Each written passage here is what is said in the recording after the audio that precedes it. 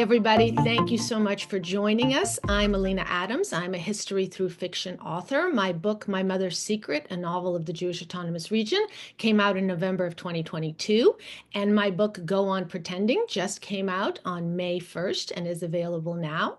With me today is Kyra Davis Lurie, and I'm going to ask her to introduce herself and her book.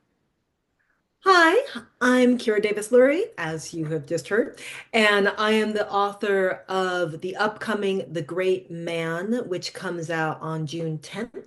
And that is a reimagining of The Great Gatsby, but set in 1940s Black Hollywood. Um, there were a community of African Americans in the 1940s who were living exceptionally well in one neighborhood where they were actually not supposed to be in. So I wanted to explore that history right after World War II. This is my first true historical novel. The most history I went to before was 20 years earlier in the LA indie music scene, which to me doesn't feel like history because I'm old enough. That was yesterday. So This isn't your first book, though. You've written other no, books. I have written many books. I have a mystery series, the Sophie Catt's murder mystery series. Again, those are, I'm old enough that you could consider those history. And Well, they're definitely of their time. What year yes, they were they very published? much were. What year Mhm. were they published? The first book came out in 2005. Yeah, so they're So very much of their time. very much, very, very much. In fact, there's references to politicians of that time. It's really interesting reading it now. I'm like, oh, wow, because those people, so much has happened with those people that I hadn't anticipated. Even like a reference to the former Los Angeles mayor, Willie Brown, who came up in all sorts of scandals in this last election. So all these things, right, are referenced without the knowledge of today, but somehow enrich our understanding of today inadvertently in my Sophie books. So, yes. I also came to historical fiction the long way. I had actually done some romance novels. I did some figure skating murder mysteries. Talk about them being historical and of their time. They still use in my books, they have the 6.0 scoring system, which for young people today are like, what's that? How do you get to 200 points out of six? I don't understand how that works. So I Yeah, have, I have answering machines in my book. yeah, exactly. Those are so historical. They're so Yeah. of their time. I also did soap opera tie-ins for As the World Turns and Guiding Light, also shows that are a part of history now. So isn't that funny how your backlist is now a part of history? It is kind of like when the styles that you saw your generation introduce become retro and cool again. No, they come back again. My daughter goes into my closet and she gets like my blazers with the shoulder pads from the 80s. Well, for 80s dress up day, because that's also. Yeah, yeah, no, I just yesterday I went to a restaurant and I was wearing a jacket that I've had forever, and this young waitress was like, "Oh my gosh, I love your jacket. Is it vintage?" I'm like, "Yeah, it is, as in I've owned it for a good portion of my life." So Well, speaking of vintage, you and I are vintage because we have known each other for a very long time. We have known each other since college, back in the days of answering machines yeah. and shoulder pads. We used to call each other and leave messages, and then we had to push a button to hear it. It was It was very amazing. retro. It was very, very retro. Really. But then, and we both had writing careers that were sort of parallel to each other, but didn't cross. But then, unexpectedly, we were surprised to find out a few months ago that completely independently of each other, we had both written books, which are coming out within a month of each other. Mine this month in May, your next month in June, which delves into an area of African American history that isn't the usual African American history, kind of the books that everybody's used to seeing. So I know what gave me my idea, but I want to hear what gave you your idea to tackle the setting and the situations for The Great Mann. So what happened actually was I was listening to my local public radio station, and they were talking about this neighborhood that we now refer to as West Adam Heights. And it was it's been referred to that, it was referred to that before my book is set, and then after, but not so much during. So, West Adam Heights was Los Angeles's Beverly Hills before we had the Beverly Hills, and all the LA aristocracy lived there. And then 1929 crash comes, and all of a sudden, everyone has having a hard time maintaining their mansions because that costs money. That is such a problem It's maintaining such a problem, right? Exactly. daily. I think to myself, How how will I do I maintain my maintain? mansion? Right.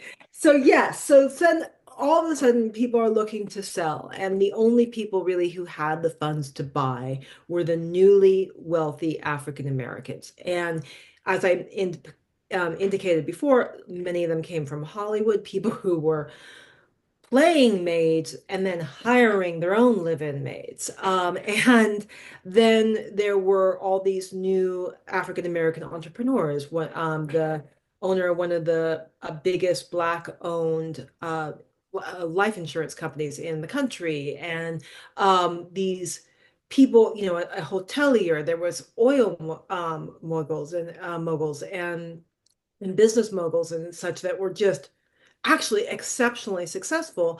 And they all bought in this one neighborhood. And Hattie McDaniel was one of the women who lived there, of Gone with the Wind. And First she, African American woman to win an Oscar, Hattie McDaniel, for supporting. exactly, exactly. And she would have these parties, these gala events at her home with everybody from Clark Gable and Bing Crosby and Lena Horne and and and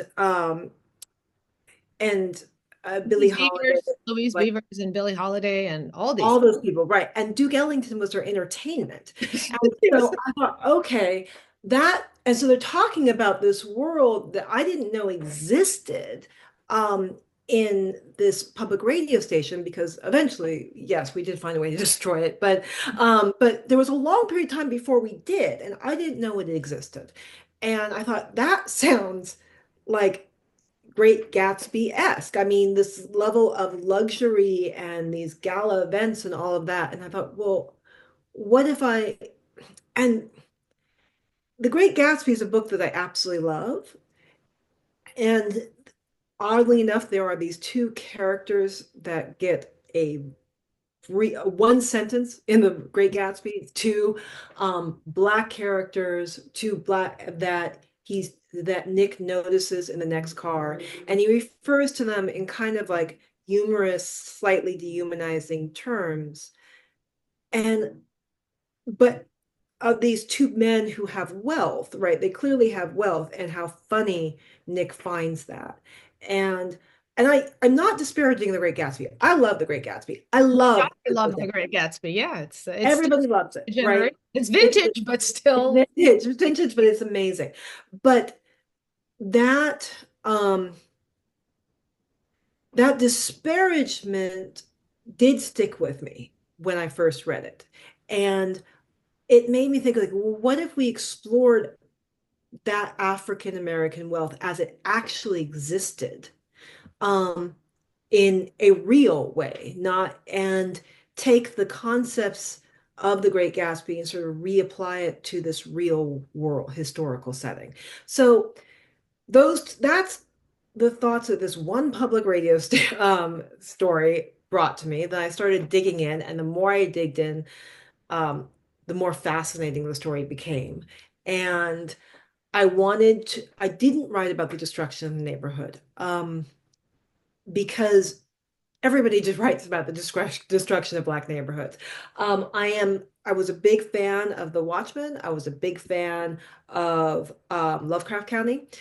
And as a result, I got to see Black Wall Street destroyed twice, but I never got to see what was destroyed. Okay. I wanted to show what happened before the destruction because, as I pointed out to my editor, being kicked out of Eden doesn't really mean anything unless you know what Eden was. So Mhm. I wanted to look at Eden.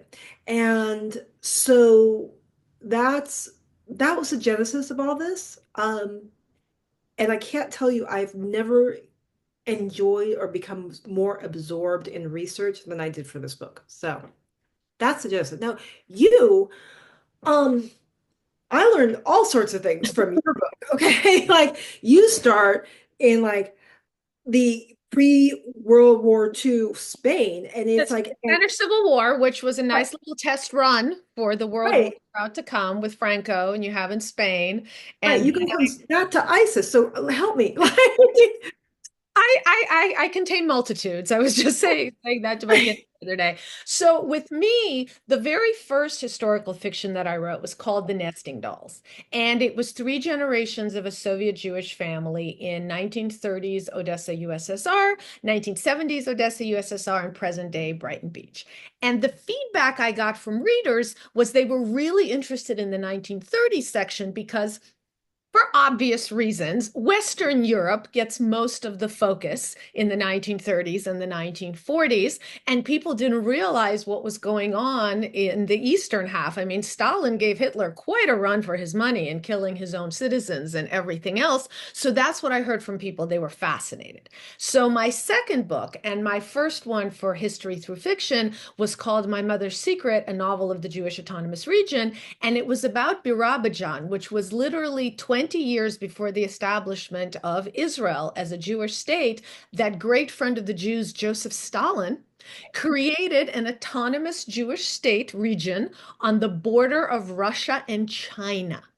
And the idea was all the Jews of the world would go there and they would be happy to be living under the munificence of Joseph Stalin. And not only did Soviet Jews go there, not only did Polish and Romanian Jews go there, but South American Jews went there and American Jews went there. They left the United States. They sold their property because you had to pay for the privilege of being allowed to live in Barabajan. They sold their property. There was actually, speaking of your neck of the woods, there was a family that sold their orange grove in Hollywood so that they could go and live in Barabajan. And that was sort of the thing that people didn't believe me. They said, I refuse to believe that American Jews would go live in the Soviet Union. And I said, well, funny story. So my next book, Go On Pretending, I did want to write about why would Americans pick up and move to the Soviet Union. And there was another date that I was working with. In 1957, the Soviet Union had a brief thaw. This was between Stalin and Brezhnev. They had Khrushchev, who actually did want to make some changes to make the Soviet Union a less totalitarian place. And in 1957, he held a World Youth Festival where the people from all over the world came to Moscow. The song Moscow Nights, if people know it, actually comes from that festival. So there were people from all over the world. As you may imagine, afterwards, they came what were called the Children of the Rainbow.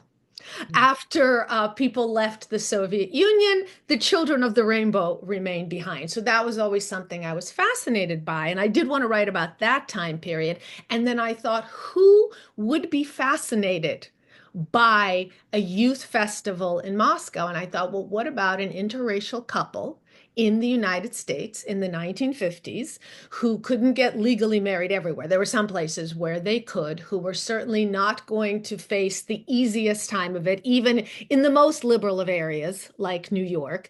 So I sort of worked backwards. I tend to think about what story do I want to tell, and then I try to figure out what characters would live in it. So I work backwards, and then you know what they say, write what you know. So Mm. I have a big background of working in soap operas. I worked at All My Children. I worked at One Life to Live. I worked at As the World Turns and Guiding Light. As I mentioned, I did books for them. So I said, so what if, as a writer, you know, everything starts with what if? What if you had an African American actor who was a huge success on a radio soap opera? You know how they say on the internet, nobody knows you're a dog? You know how on the radio, nobody knows anything about you. But then the show transitions to television, which is what happened with one of the longest running and the most popular soap operas, Guiding Light. So from there, I came up with my heroine and my hero. Later on, I did say to my daughter, can you pretend that you're the daughter of a Russian Jewish soap opera writer and an overeducated black man who was educated in Harlem? And she went, I think I can do that because, as people may have guessed from this, I live in New York. I worked in soaps. My husband is African American. Some would say he's overeducated. And from there, I came up with my characters. But once again, just like you were talking about, it's not the story that gets told all the time. How many people talk about very successful African Americans? There was a Negro Harlem Theater and all sorts of other organizations that people just aren't aware of. And then, yes, a large contingent of Americans, of whom many were African American, did move at various times to the Soviet Union. Paul Robeson made Mhm. many trips to the Soviet Union. Paul Robeson claimed he didn't see anything that Stalin was doing. That's a whole other issue, and I will let other people deal with that piece of it, but he was definitely a big advocate, and there was a contingent of people, including African Americans, who did move to the Soviet Union. And so now I have a question for you. I'm going to put you on the spot a little bit. These days, everyone is talking about cultural appropriation, who can write what, who can tell what story. So these characters, they move to the Soviet Union, and because I write multi-generational family sagas, they have a daughter. Their daughter is a Black Jewish woman growing up in the Soviet Union, from whose point of view I did write. Now, I do have a son who is Black and Jewish, and he did live in Moscow for a while, and he did actually give me some tips of some of the things people said to him and some of the things that he experienced, but it's not my story per se. I do believe that I actually probably know more about the Soviet Union than somebody who didn't have that in their background, but I am not a Black Jewish woman who lived in the Soviet Union. Now, you are a Black Jewish woman. Tell me, Mhm. how much have I offended you? Well, you haven't offended me. Look, I understand. I understand why people are sensitive to cultural appropriation. Someone I'm very close to a few years back was actually really surprised, and this blows my mind. But was really surprised to find out that Elvis actually took his music from black music. Um, I and am surprised that they were surprised because people with ears usually can tell. Right, exactly. Okay. But there is a history of taking others people's work and inspiration and music and whatever, and then just sort of erasing the people who had inspired it, and then just saying, this is our music. It's like, you know, country music, there's a black basis there, and that's like, and now it's like now when the black people go into country music, it's considered an anomaly. So I get it, but I also think we're trying to correct this the wrong way. um I think that rather than saying you can't tell this story that in this case you have intimate knowledge of, we need to be more welcoming for everybody to tell the stories that they want, including people that we have sort of pushed out before. Because I mean, when I first came to LA, I remember reading this book talking about, and again, it was a while ago. This was I moved here in 2008. The book was probably written around 2005, um, about reason why there weren't more blacks working in Hollywood as writers is because, uh, the stories that are becoming popular or that get viewership are white stories. And so this is a market issue, not a racist issue, as if racism and money aren't like always been linked. But also the insinuation there is that the black person can't write on a white show. And so if we just sort of open the doors for everybody, then we don't have to worry so much about pushing everybody out of the room. So it's kind of, I have this expression, and it's usually about politics, but like, do we want to be the church of that chases out um, the heretics or welcomes in the converts? And I think that we need to sort of open this up a little bit. And again, if you are writing this story without any understanding or knowledge, or you just read a couple articles about the Black experience, you would be able to tell. I have read books where I'm like, this person read an article and and this doesn't feel genuine at all. Okay. You're living in this world. You do have experience. And you can say that I too have appropriated because in the Sophie books, she's Black, she's Jewish. That you had said, yeah, I talked to you about this. You're like, use every aspect of your identity. I did. Um, but I wrote some romances and I did decide I did not want anyone to visualize me in those romantic books, and so I made them as different from me as possible. We have a lot of white Catholic women, and here, Blonde? right, and blonde, yeah, yeah, one of them. It's like, but and I have a Latina woman. I'm like, I don't want to be superimposed into this, which I know people have a tendency to do. And in this book, I don't have any Jewish characters, and there are some religious references. I am grateful that my stepfather was Catholic because I feel like I have some in. It's like, so I can sort of claim I've been to the mass, right? I went to the Vatican, but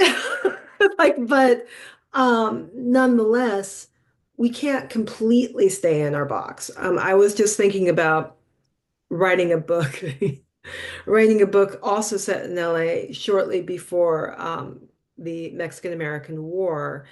And but then if I do that, there were many Black people in Los Angeles at that time. They were Black Latinos. So Hmm. do I have the right to that? I'm I hope so. It's LA, they're Black. I got 2 out of 3. So it's like you gotta work with what you got. Well, we both chose to write about African American men who were successful, who were confident, who were aspects that I don't know if you got any feedback. I periodically get the feedback of, well, you're not writing the Black experience if that's what you're writing about. Now, in my experience, as you said, I know my husband, I know his family, I know his friends. If I were to write that, and I have, in fact, in the Nesting Dolls, I made a couple of comments that came straight from the mouth of my late mother-in-law, and I was told, well, no, Black people wouldn't say that. So I'm curious if you got any pushback of saying, why are you writing about Eden, as you said, when you should be writing about the expulsion from Eden and everything else? I got pushed back in the opposite direction. Um, my these are all most of the people who lived in this world that I wrote about, West Adam Heights, were highly educated people who also had came from the north. Most of them came from the north. A few of them migrated, but most of them came from the north. Um, and if they came from other cultures within the states, they had assimilated enough to completely speak like everybody else in Los Angeles or like in the upper echelons of LA. My Nick, the guy who Charlie, he comes from Virginia. He is the son of sharecroppers.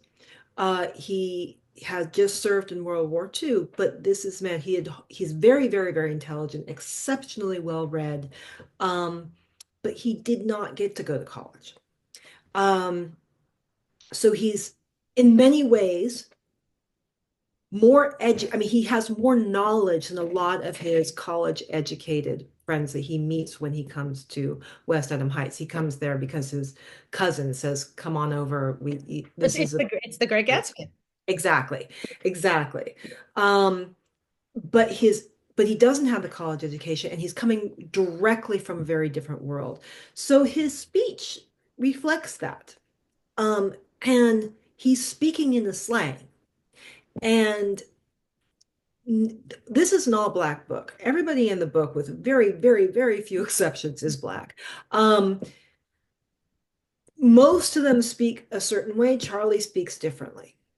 Um, and this is not a disparagement on his character or his intelligence. In fact, he's sort of defiant about it. He's like, I'm not going to pretend I'm from something I'm not. Um, the pushback I got was there's a lot of there's a lot of stereotyping of Black characters and people based on like, oh, they don't speak right, they're speaking Ebonics or whatever. And now you have this character doing that, and isn't that insulting? And I guess it depends. And I push back on that because first of all, he's not doing this and that. This is not like some um, white version of Black slang. This is actual Black slang of the 1940s, and some of it that goes on to today. And I don't think that that is a reflection of intelligence. And I don't think that erasing a cultural upbringing is the way to address um, other people's bigotry. So I didn't get pushback of are you not running the Black experience? I got the pushback of aren't you playing into a stereotype? And I strongly disagree with that because Charlie is a, I mean, I'm talking of my own work, but I'm talking about this character. This is a very nuanced, complicated character. And um and his speech and his slang in and of itself doesn't define him. Whereas I find it interesting in the book that some of the people who speak in the most refined ways are deep down the least refined and the most brutal. Well, that also tells you that the word choice and how people choose to present themselves through their language tells you something about people as well. Everything, everything, everything, everything. So it's so yeah, so it's but it's look, this is tricky. In my Sophie books, I definitely had gotten pushback of like, oh, people surprised that she spoke so well. Um, that was great. I got that in interviews. And so, it's everybody has an idea of how they want how they want Black characters to present to the world. Either they want their trauma or they want their idolization. And so it's like, it's like you used to see this more, less so now, but Hollywood was famous for either if you're Black, you're either playing like a prostitute or you're playing a judge, right? It's like Judges, a disproportionate amount of judges. yeah, exactly, exactly. So it's like you're either selling drugs on the street corner or you're standing in a black robe and just like, and keeping the court in order. So, um, there is definitely a thirst for Black trauma, um, in in our society. Um, Well, there's a thirst for trauma in general. I mean, we see it if you yeah, want to talk about the Jewish piece of it as well. You're writing about World War II endlessly. that's And that's the only experience. It's as if there weren't thousands of years. And I'm not even talking, you don't have to go back to Anita Diamond and the Red Tent. We're just talking about even at the same time as we're talking about what was going on in Western Europe in the 1930s and 40s, there was South America, there was Eastern Europe. So it's the same kind of thing. I mean, to be fair, it's cheap and it's easy. Trauma is a very easy way to get a visceral reaction. But I think also sometimes it's what people want to hear. And same thing with the books that Lisa C. writes about that often take place in China during the Cultural Revolution. There's all trauma sells. Let's be honest. Trauma sells. absolutely true. Absolutely true. I think that with the angle people come into it is a little bit different. With There is a perception in American, and I'm going to say maybe just Western society, um, that Jews have made it, that we are successful, that anti-Semitism isn't really a thing anymore, and that therefore there's no problem. And I do think that there, for those who disagree with that, there's a need to remind people of everything we've been through. Like, because it's like, wait. No, we are still a minority. Anti-Semitism does still exist. Um, and we're not just sitting at the tops, we're not just running Hollywood in the media. So like and space lasers. It's Um, basically right, yeah, exactly. Um, then there's the black thing is a little bit different in that there's the one side, there are people who really want to like focus on the trauma, um, to explain everything in simple terms, right? And also, I think it makes people, I think certain books for white readership, and for white, I'm going to say, let's change readership to consumers because you could be a movie, it could be anything. So those who consume those black stories of white trauma and tragedy, many of them are set up in a way where a white person can say, I would be the good guy. right. You know, And I, everybody would hide Anne Frank. Everybody would be against slavery. Everybody would exactly. stand up to Joseph McCarthy. It's amazing how the world is considering everyone is the hero. Everybody gets like, that's the Atticus Finch of it all, right? It's like I would be Atticus, right? Like, and I would be the one to say, yeah, to hide Anne Frank, and those kind of stories are very comforting. And that's one of the more interesting things I found about like stories like Hidden Figures, where there were a lot of white characters who were not, they didn't see themselves as oppressors. They were just doing their job and not really aware that like, oh, the reason she's late is because she can't use our bathroom. What? Right? Like it just didn't. It's like, it, and that's a more, I think, common narrative of people just not being aware. It's like they're, um,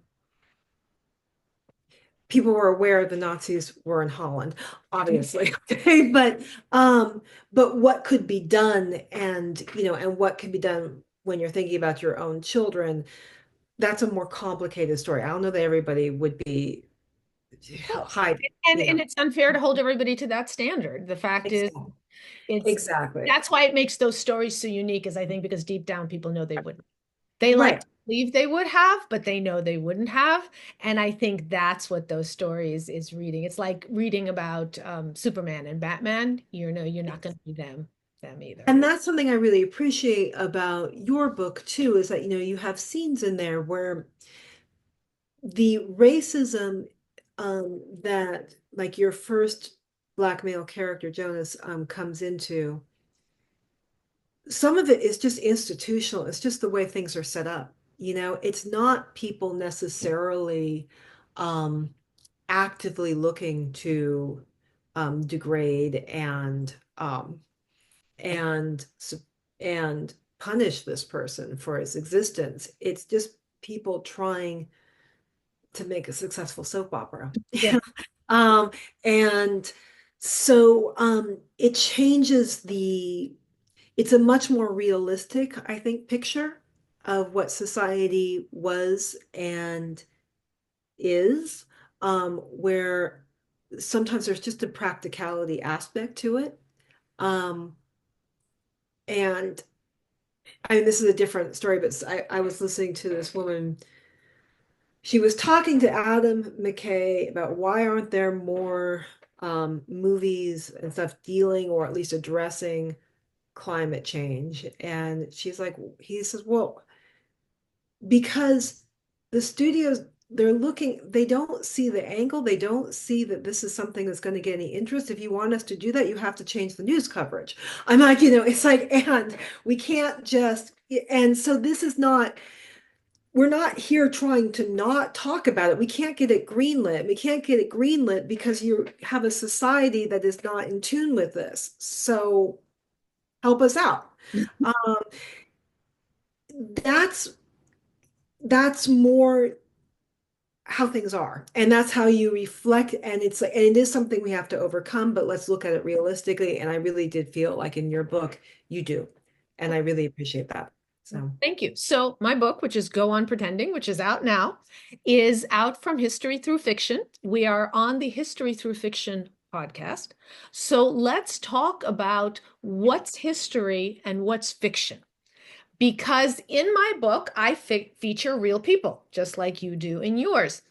A major supporting player in Go On Pretending is Erna Phillips, who is basically the woman who invented soap operas. Soap operas as we know them, and not just daytime soap operas, your Grey's Anatomy, your everything that's serialized in prime time now would not exist. And this is not hyperbole. I feel very comfortable in making this statement, would not exist if it wasn't for Erna Phillips, who at one point was writing 10, 15 soaps at a time. Now, they were only, each episode was only 15 minutes long. So it's not like she was writing 10-hour long episodes, but she came up with the hook and the going to commercial on a cliffhanger and tune in tomorrow, everything that we now think is sort of God given, in the yeah. sense that you were actually earlier talking about. It's not so much people looking to be racist, it's just this is how the world is and we're responding to it. So everything that we assume that we know about serialized television, obviously that's how it was going to be, was created by a woman named Erna Phillips. Erna Phillips was a complicated woman, as very many successful people, and especially women, are. She was not the warmest and fuzziest person in the world. I did a ton of research. I had primary sources. I had access to some of her letters, which she donated to a university. There are multiple books written on the shows. Jennifer Armstrong has a book called Women Who Invented Television, in which one of the chapters is dedicated to Erna. I've been studying Erna for a long time, long before I even thought about writing this book. So I made Erna a character, and I felt that I knew who Erna was. In fact, some of the quotes are actually straight from her. Some, like what she would say, why do I need to get married? If I want to have an argument, I can call up the Suits and P&G and fight with them. So that quote was actually straight from her. But I Fantastic. thought I had a sense of who Erna was. And so when I wrote her into Go On Pretending, I put words in Erna's mouth. I not only put words into Erna's mouth, but I gave her an opinion. When we came to the situation I described, where the African American actor, who she actually wasn't thrilled about hiring, it was my heroine who insisted on it, and she was like, "Fine, it's your show. You do what you want to do."